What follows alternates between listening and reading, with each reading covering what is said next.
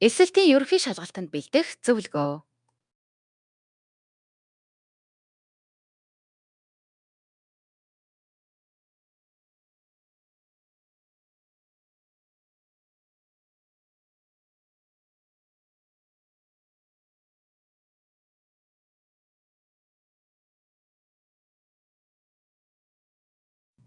Хичээл давтах таатай орчинг бүрдүүлэх.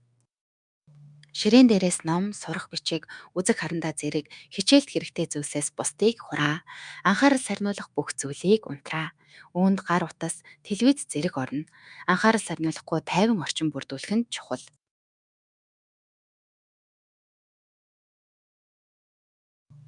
Хичээл хийх төлөвлөгөө гаргах. Өдрийн аль хэсэгт өөрийгөө илүү идэвхтэй байдаг гэдгээ сайн мэдэж явах хэрэгтэй. Энэ нь цагийн хуваар гаргахад хэрэгтэй. Магадгүй өглөөний цагт сэргэг байдаг бол хичээл давтах цагаа өглөөд илүү төлөвлөх гэх мэтээр тааруулаарай. Энэ мэтээр тухайн өдөр ямар сэдвийг тусгаалan давтахаа тооцсон өдөр бүрийнхээ төлөвлөгөөг гаргаарай.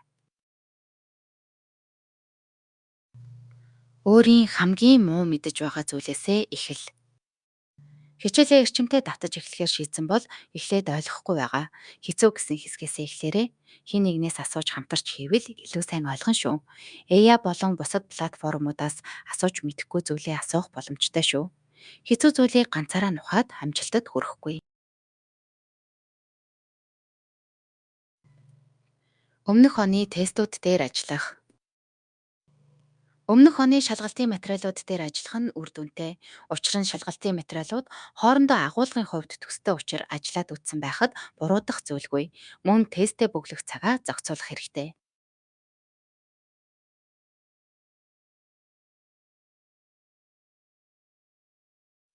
Хэтэрхий удаан суух хэрэггүй.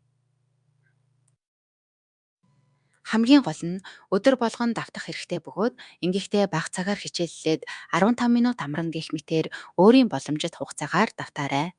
Нэг өдөрт хэтэрхий олон цаг суугаад нэгээс дээш өдөр дахин давтахгүй алгасаад байж болохгүй.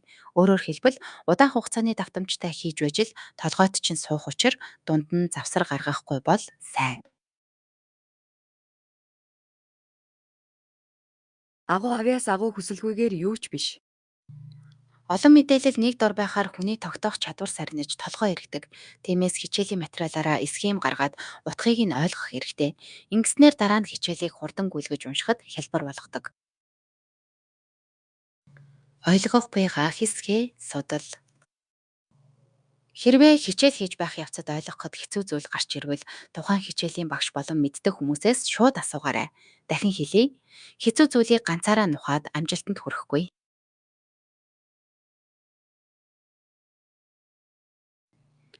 Тестийг гүгитгэж байгаа хугацаагаа хянах.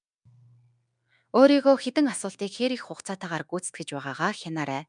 Ингэхдээ хугацааг аажмаар багасхан үр дүнг улам өндөр болгоорой.